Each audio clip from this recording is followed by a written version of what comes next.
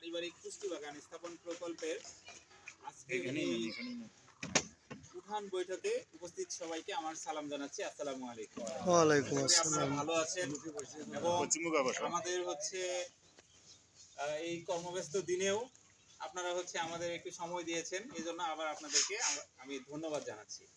তো আমাদের আসলে একটি প্রকল্প, সেটি হলো অনাবাদি পতিত জমি এবং বসতবাড়ির আঙিনায় পারিবারিক পুষ্টি বাগান স্থাপন প্রকল্প। এই প্রকল্প থেকে আমাদের নানান রকম জিনিস দেওয়া হয় কৃষকদেরকে, যেমন তার মধ্যে আছে পারিবারিক পুষ্টি বাগান আছে, এরপর আমাদের ভার্মি কম্পোস্ট এর জন্য উৎপাদনের জন্য আমাদের হচ্ছে এই ভার্মি কম্পোস্ট প্রদর্শনী দেওয়া হয়। তারপর হচ্ছে আমরা মাচায় সবজি চাষ বিষয়ক প্রদর্শনী দিয়ে থাকি, কিষানীদেরকে ট্রেনিং দিয়ে থাকি, পুষ্টি বিষয়ক বিভিন্ন ক্লাস নিয়ে থাকি, যে আরও অন্যান্য কার্যকলাপ বিভিন্ন রকম আছে। তো এই বিভিন্ন কার্যকলাপের একটা অংশ হলো উঠান বৈঠক। বিষয়টা হলো যে আপনাদের উঠোনে এসে, ঠিক আছে, আপনাদের বাড়ির উঠোনে এসে 20 জন ব্যক্তি বলে দেওয়া হয়েছে, তাদেরকে নিয়ে আমরা হচ্ছে একটু খাদ্য পুষ্টি বিষয়ক কথাবার্তা বলবো এবং সচেতনতা তৈরি করব। এই জন্য আমাদের বিভিন্ন রকম জিনিস সাথে একটু সাপোর্ট হিসেবে আছে হলো একটা পুষ্টি কার্ড, এখানে বিভিন্ন জিনিস বলা আছে, একটা হচ্ছে পুষ্টি প্লেট আছে, সেই সাথে আমাদের হচ্ছে বিভিন্ন চারা আছে, বিভিন্ন আমাদের শাকসবজি এবং ফলের চারা আছে। তো এই হলো আমাদের সাপোর্ট। তো বিষয় হলো আমাদেরকে একটু পুষ্টি বিষয়ে সচেতন হইতে হবে। মানে সামগ্রিক বিভিন্ন আলোচনা আপনারা বিভিন্ন সময় শুনেছেন, খাদ্য পুষ্টি বিষয়ক অনেকেরই অনেক ধারণা আছে, কিন্তু মোট সমস্যা যেটা সেটা হলো যে আমরা আসলে মেনে চলি না, জানি অনেক কিছু, কিন্তু মেনে চলার ক্ষেত্রে আমরা একটু পিছপা হই। তো সেই বিষয়ে যে আমরা যাতে একটু সচেতনতা আমাদের একটু বেশি হয়, এইটাই আমাদের হলো মূল উদ্দেশ্য।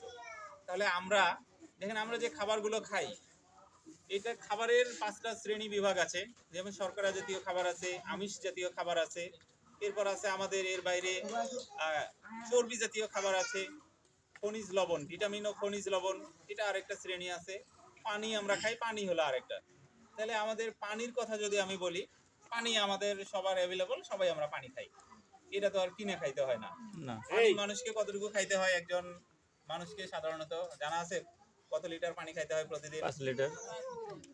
এটা হলো গরমের দিন হলে আসলে 5 লিটার খাওয়া উচিত, আর ঠান্ডার দিন হলে 3 লিটার 3.5 লিটার পর্যন্ত খাওয়া উচিত। আমরা কতটুকু খাই? 3 লিটার খাই কখনো? গরমের দিন বলেন, ঠান্ডার দিন বলেন, খাই বলে মনে হয় না। যে গ্লাস কতটুকু আমাদের ওজন, গ্লাসের পরিমাপ কতটুকু? 1 পোয়া। তাহলে ভাত খাওয়ার সময় আগে পরে মিলে আমরা তো 2 গ্লাসের বেশি পানি খাই বলে মনে হয় না। তাহলে ধরলাম হাফ কেজি, তাহলে 3 বেলায় 1.5 কেজি, তার মানে 1.5 কেজি আর কি। 3 কেজি যেটা ঠান্ডার দিনে খাওয়ার কথা, তারও অর্ধেক হয়ে যাচ্ছে। এর বাইরে না হয় হালকা খাইলাম। যাই হোক, পানি আপনারা কমপক্ষে 3 লিটার খাওয়ার চেষ্টা করবেন। এটা গেল। এখন আমাদের মূল যে টপিক, মূল যে বিষয়, সেটা হলো আমাদের যে শর্করা জাতীয় খাবার কোনগুলো, সেটা একটু জানতে হবে। শর্করা জাতীয় খাবার হলো আমরা যে ভাত খাই, এটা শর্করা জাতীয় খাবার। সেই সাথে রুটি পরোটা যেটা খাই, মানে আটা, এবং সেই সাথে আলু যে আছে, আলুও কিন্তু শর্করার মধ্যে পড়ে, এতে শর্করা বেশি। তাহলে ভাত, আটা এবং হলো আলু এক জায়গায় রাখলাম, এগুলো হলো এক জাতীয় খাবার, একই ধরনের খাবার। এরপর প্রোটিন জাতীয় খাবার কোনগুলো? আমাদের হলো মাছ, মাংস, দুধ, ডিম, ডাল, এগুলো হলো প্রোটিন জাতীয় খাবার। মাছ, মাংস, দুধ, ডিম, ডাল, তাহলে এটাকে আরেক জায়গায় রাখলাম। এর বাইরে আমার আরেকটা খাবার হলো যে শাকসবজি এবং ফলমূল, যত প্রকার শাকসবজি এবং ফলমূল, এগুলো থেকে ভিটামিন এবং খনিজ লবণ এগুলো পাওয়া যায়। তাহলে আমার খাদ্য তালিকায়, প্রতিদিনের খাদ্য তালিকায় এই 3 প্রকার খাবারেরই কম্বিনেশন থাকতে হবে। এখান থেকেও কিছু থাকতে হবে, ওখান থেকেও, শাকসবজি ফলমূল থেকেও কিছু থাকতে হবে। আর নয়তো কি হবে, খাবার আমার সুষম হবে না। সুষম খাবার না হলে কি হবে? নানান রকম রোগ বালাই হবে, তাই না? অপুষ্টিতে ভুগবো।